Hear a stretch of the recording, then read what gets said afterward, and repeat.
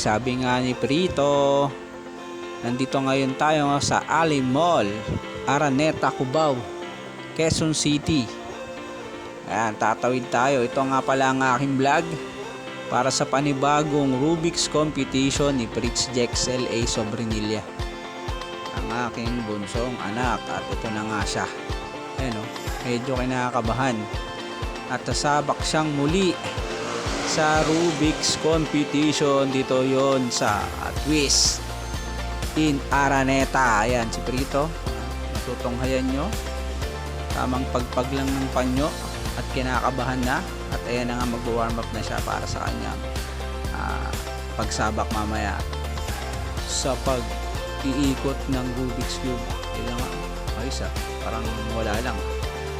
At ito na nga ang first round ng 3x3 Rubik's Cube competition. Panoorin natin.